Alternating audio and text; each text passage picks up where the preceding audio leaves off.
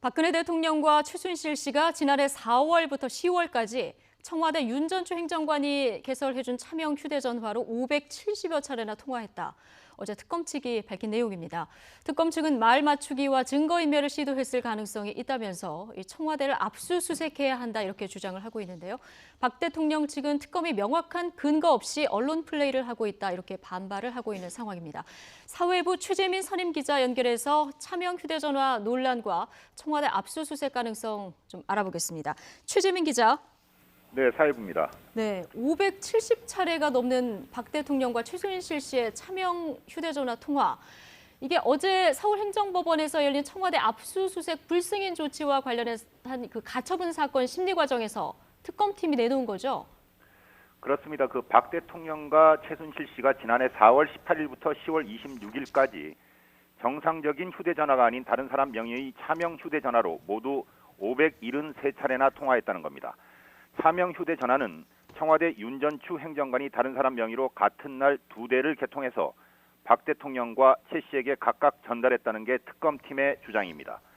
더욱이 박 대통령은 최 씨가 독일로 건너간 지난해 9월 3일부터 검찰 수사를 받기 위해 귀국하기 나흘 전인 10월 26일까지 최 씨와 127차례나 통화한 내역도 드러났습니다. 이 때문에 특검팀은 박 대통령과 최 씨가 말 맞추기와 증거 인멸을 했을 가능성이 크다고 보고 있습니다. 그래서 청와대 압수수색은 꼭 필요하다는 게 특검팀의 주장입니다. 예. 자, 그런데 지금 차명 휴대전화를 사용한 주체가 박 대통령이 맞는지 이건 확인이 된 겁니까? 네, 그 특검팀이 휴대전화 실물은 확보하지 않은 상태에서 통화 내역만 확인한 겁니다. 예. 어떤 경로로 양측이 차명 휴대전화로 통화한 정황을 확보하고 그 내역을 파악한 것인지 실제 통화자 확인을 어떻게 한 것인지는 명확하지는 않습니다. 지금까지는 정황 증거만 있는 셈인데 명확한 근거 없이 특검이 언론 플레이를 하고 있다고 박 대통령 측이 반발하는 이유이기도 합니다.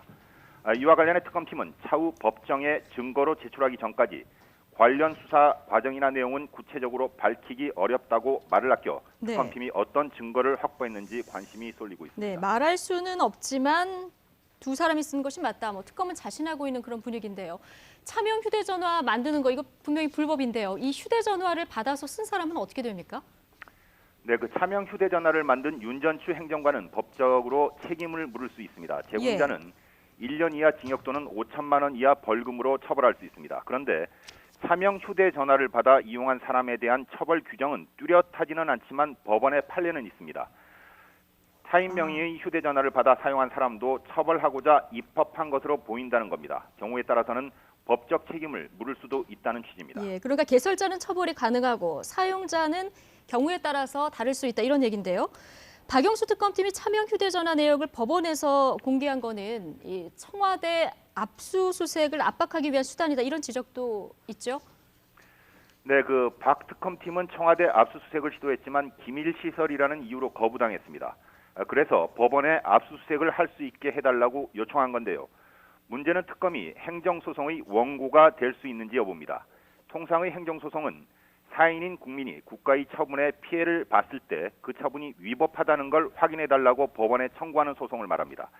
항고소송이라고도 합니다. 그런데 국가기관이 제기하는 행정소송인 기관소송도 있기는 합니다.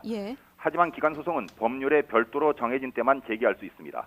기관소송을 제기할 수 있다는 그 법조항이 따로 없어서 엄격히 해석하면 특검은 항고소송도 기관소송도 제기할 수 없는 겁니다.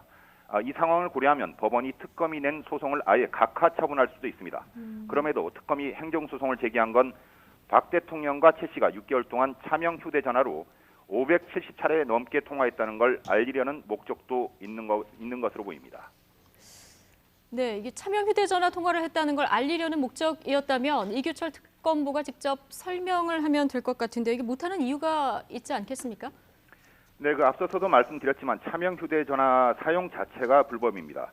다시 말해 특검팀이 공개적인 장소에서 기자들에게 설명을 하면 피의 사실 공표가 될 수 있습니다.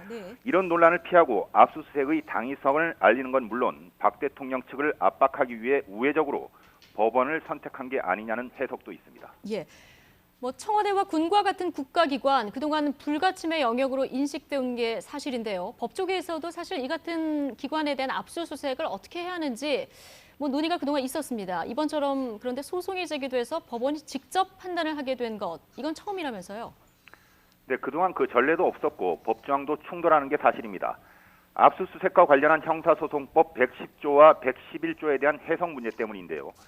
이 법조항 각 1항은 군사상 비밀 장소는 책임자가 승인해야만 압수수색이 가능하다고 규정하고 있습니다. 예.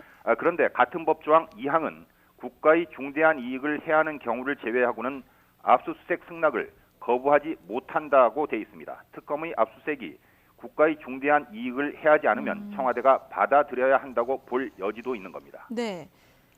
그럼 법원에서 압수수색을 승인하지 않은 처분이 잘못됐다. 특검 측에 만약 손을 들어준다면요. 바로 청와대를 압수수색할 수 있는 겁니까? 네, 이 부분도 논란이 있습니다. 설사 예. 그 불승인 처분이 위법하다고 법원이 판단하더라도 바로 청와대 압수수색을 승인한 것이라고 볼 수 없다는 의견도 있습니다. 이럴 경우 특검은 다시 청와대 압수수색을 승인할지를 물어야 하는 상황이 됩니다. 그렇군요. 자, 법원의 결정 언제쯤 나오나요? 네, 어제 그 서울행정법원에서 심리를 마쳤고요. 재판부가 양측의 관련 자료를 어제 자정까지 제출하라고 해서 이르면 오늘 법원의 결정이 나올 것으로 예상이 됩니다. 예. 자, 지금까지 사회부 최재민 선임 기자였습니다.